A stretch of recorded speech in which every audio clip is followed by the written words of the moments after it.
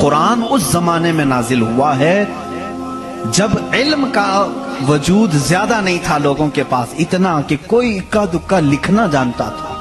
اور کس پر نازل ہوا یہ بھی آپ کے ذہن میں ہونا چاہیے. دو چیزیں دماغ میں رکھیں، اس کے بعد پھر میں قرآن کی آیتیں پڑھتا ہوں. ایک، ماحول ایسا ہے سائنس کا وجود نہیں، علم کا وجود نہیں، علم نام کی چیز ہی نہیں تھی لوگوں کے پاس. اور جس پر نازل ہوا وہ ایسا رسول ہے جو کسی کا شاگرد بھی نہیں، کوئی استاد نہیں، محمد الرسول اللہ صلی اللہ تعالی علیہ وسلم. ان پر قرآن نازل ہوا، ایسے ماحول میں نازل ہوا جب کوئی علم جاننے والا نہیں تھا. اور جس پر نازل ہوا وہ کسی یونیورسٹی سے پڑھا، کسی کالج سے پڑھا، کسی مدرسے سے پڑھا ہوا رسول نہیں. اس رسول کا معلم اور استاد صرف خالق کائنات ہے. جبرائیل علیہ الصلوۃ والتسلیم کا بھی صرف اتنا کام رہا ہے، جو رب نے حکم دیا اتنا ہی پہنچا دیا. بلکہ بہت ساری قرآن کی باتیں ایسی ہیں جو جبرائیل پہنچا تو گئے لیکن اس کا علم انہیں بھی نہیں دیا گیا، انہیں بھی نہیں دیا گیا. اب یہ دو باتیں کسی کو بھی چیلنج کر کے بتا دینا، تاریخ کی سچائیاں اس بات کا انکار نہیں کر سکتی. اپنے تو اپنے، غیروں نے بھی حضور کی تاریخ لکھی ہے اور سبوں نے اقرار کیا ہے کہ محمد صلی اللہ علیہ وسلم ایک ایسے پروفٹ ہیں جو پوری زندگی بھر کسی استاد کے پاس گئے نہیں، کسی استاد کے پاس گئے نہیں. اور یہ بھی حکمت ہے میرے مولا کی، اسی لیے ہم اس رسول کو النبی الامی کہتے ہیں. امی کا مطلب کچھ بیوقوف لوگ آج کے زمانے کے جو بدعقیدہ ہیں وہ ان پڑھ کرتے ہیں. رسول ان پڑھ تھے، معاذ اللہ. بیوقوف ہو تمہیں معلوم نہیں، امی کا مطلب ہوتا ہے کسی سے پڑھا ہوا نہیں. ان پڑھ میں اور کسی سے نہ پڑھا ہوا ہونے میں بہت بڑا فرق ہے. یہ دو باتیں ذہن میں رکھو. قرآن کس ماحول میں نازل ہوا اور جس پر نازل ہوا وہ کسی کا شاگرد نہیں. اب اس کی باتیں جب ہم بیان کرتے ہیں سائنسدانوں کی آنکھیں پھٹی کی پھٹی رہ جاتی ہیں. وہ قرآن بیان کر رہا ہے ان فی خلق السماوات والارض لآیات لأولی الالباب، بے شک یہ زمین کی پیدائش میں، آسمانوں کی پیدائش میں بڑی میری نشانیاں ہیں.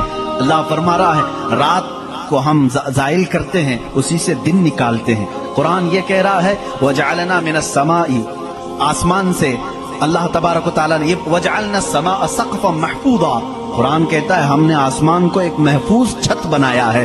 قرآن یہ کہہ رہا ہے آسمان اور زمین ملے ہوئے تھے، ہم نے دونوں کو پھاڑ کر کے الگ کر دیا اور دونوں کے منہ کھول دیا. یہ قرآن اس زمانے میں کہہ رہا ہے. علم فلکیات جس کو آسٹرونومی کہتے ہیں، علم ارضیات جس کو جیو فزک کہا جاتا ہے، زمین کے معاملات، آسمان کے معاملات جاننے والا اس زمانے میں کوئی نہیں. اس وقت قرآن کہہ رہا ہے آسمان اور زمین ملے ہوئے تھے، ہم دونوں کو پھاڑ دیے، ہم نے ان دونوں کو پھاڑ دیا اور دونوں کے منہ کو کھول دیا. اب کا سائنس کہتا ہے زمین و آسمان کو دیکھنے کے بعد ایسا لگتا ہے کہ یہ گیلیکسی میں ملا ہوا ایک سیارہ تھا اور یہ پھر زمانے کے بدلتے بدلتے آسمان الگ ہو گیا، زمین الگ ہو گئی. اب کا سائنس یہ کہتا ہے. اور پھر یہ بند نہیں ہے، جیسے ہماری چھت بند ہے، اوپر سے پانی ڈالو تو نیچے کچھ نہیں آئے گا، نیچے کے فرشی بھی بند ہے، نیچے زمین سے کوئی چیز یہاں مسجد میں نہیں نکلے گی. سائنس اب یہ کہہ رہا ہے آسمان میں جگہ جگہ سوراخ ہیں، منہ کھلا ہوا ہے، زمین میں بھی جگہ جگہ سوراخ ہیں، دکھنے والے نہیں، یہ کھلا ہوا ہے. اس کا مطلب میں بھی سمجھ نہیں پایا تھا، آسمان کھلا ہوا ہے، زمین کھلا ہوا، منہ کھلا ہوا ہے، کیا مطلب؟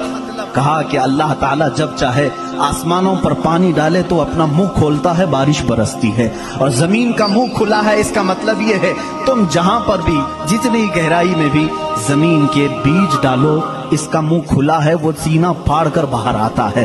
اگر زمین بند ہوتی تو کوئی چیز زمین سے باہر نہیں نکلتی، زمین سے کوئی چیز باہر نکلتی ہے، اس کا مطلب ہے کہ ان کے منہ کھلے ہوئے ہیں. سائنس نے اب بھی کہا کہ آسمان کا منہ کھلا ہوا ہے، زمین کا منہ کھلا ہوا ہے. قرآن کس ماحول میں نازل ہوا ہے؟ جب سائنس کا وجود نہیں. ہاں اگر تم یہ کہتے شاید محمد صلی اللہ تعالی علیہ وسلم بہت بڑے کسی سائنسدان کے شاگرد ہوں گے تو تمہارے تاریخ لکھنے والے ہی تمہارے چہرے پر زناٹے دار تھپڑ ماریں گے، اس لیے کہ وہ رسول اپنی 63 سالہ زندگی میں کبھی کسی کے شاگرد نہیں ہوئے، حتیٰ کہ سید الملائکہ کے بھی وہ شاگرد نہیں ہوئے۔ قرآن یہی کہہ رہا ہے زمین کی پیدائش میں، آسمان کی پیدائش میں میری نشانی